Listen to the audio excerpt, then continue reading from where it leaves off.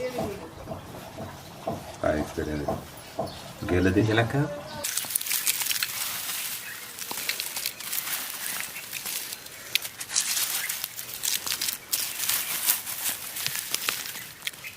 टोमेटोच होते ना.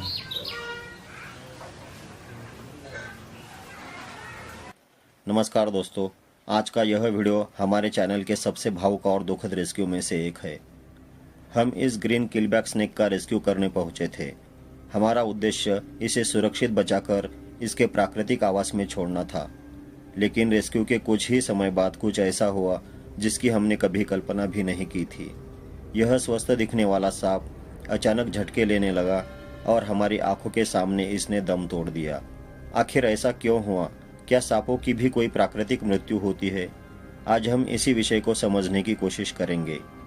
जब हमने इसको पकड़ा तब यह बिल्कुल सामान्य दिखाई दे रहा था। इसके शरीर पर कहीं भी कोई घाव, खून या बाहरी जख्म नहीं था, लेकिन कुछ ही मिनटों बाद इसके शरीर में अचानक झटके आने लगे। यह असामान्य तरीके से हिलने लगा और देखते ही देखते इसकी स्थिति बिगड़ती गई। हमने इसे पानी पिलाने की कोशिश की। हमें समझ ही नहीं आया कि आखिर इसके साथ क्या हो रहा है। हम इसे बचाने का प्रयास कर पाते उससे पहले ही इसने हमारे सामने अंतिम सांस ली। दोस्तों, बिना किसी साइंटिफिक या मेडिकल जांच के किसी भी सांप की मृत्यु का सटीक कारण बताना संभव नहीं है, लेकिन इसकी मृत्यु के कुछ संभावित कारण हो सकते हैं, जैसे कि अत्यधिक तनाव या शॉक, पहले से हुई कोई आंतरिक चोट, कीटनाशक या किसी जहरीले रसायन का प्रभाव, अत्यधिक गर्मी या निर्जलीकरण, या किसी बीमारी या तंत्रिका तंत्र की समस्या। कई बार सांप बाहर से पूरी तरह स्वस्थ दिखाई देता है, लेकिन उसके शरीर के अंदर भी ऐसी समस्याएं हो सकती है जो हमें दिखाई नहीं देती।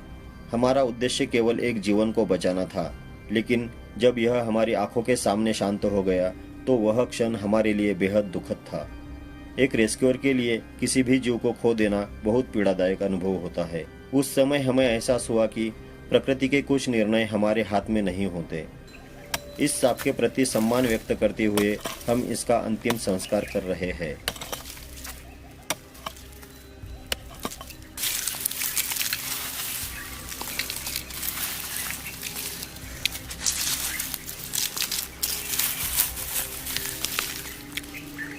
यह हमारे लिए केवल एक सांप नहीं था, बल्कि एक जीवन था जिसे बचाने का हमने भरसक प्रयास किया।